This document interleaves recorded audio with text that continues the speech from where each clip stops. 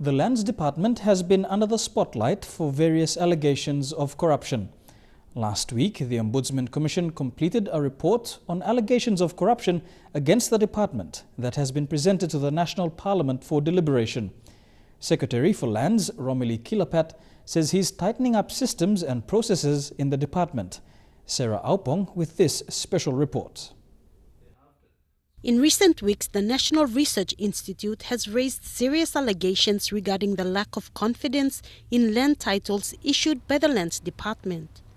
One argument raised is this lack of confidence affects the ability of Papua New Guineans accessing loans.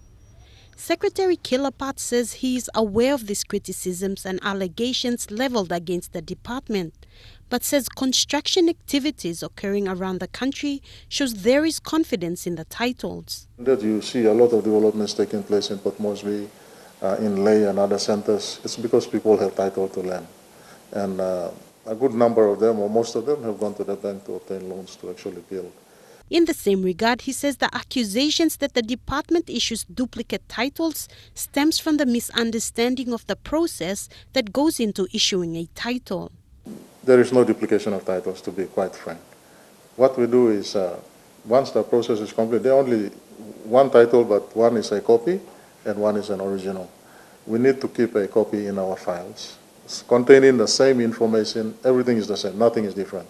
And the original goes back to the land, the leaseholder. However, while he says there is no duplication of land titles, mishandling of land titles have occurred. Of course, there has been numerous occasions of fraudulent titles issued, and we have caught up with some of these officers, and you will find that these titles are not issued in the department. A lot of them is forged. Information that they contain on those titles are not the same. For example, we have, when the Registrar of Titles registers a title, he issues a volume and folio number.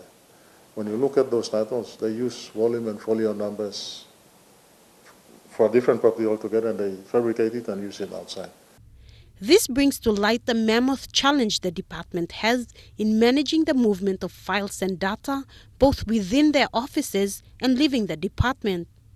In an attempt to tighten up loopholes that exist, which makes the department vulnerable to the clampdown on these activities, the department's top management is putting in place tough measures.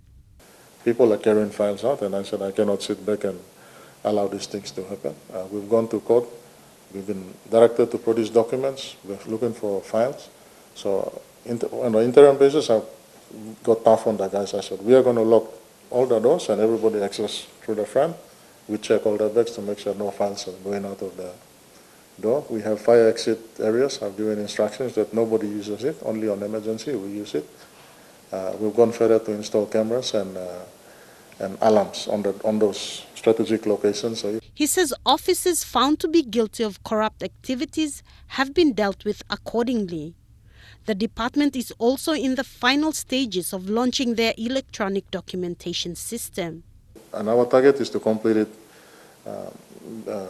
by the first part of this year, but unfortunately our submission to the Central Supply and Tenders Board is slightly delayed because they raised a couple of issues with us. So I've responded already and given them all the facts and the considerations and all that. So I'm hoping that probably in the next few weeks they can give us the okay so we can re-engage. The department is able to use some functions of this system, and the Secretary fully believes this is the way to go. Current documented process is watertight. Every officer that performs a certain level of activity from the beginning right to the end has a certain level of access into the system. And they will be, each one of them will be given a password.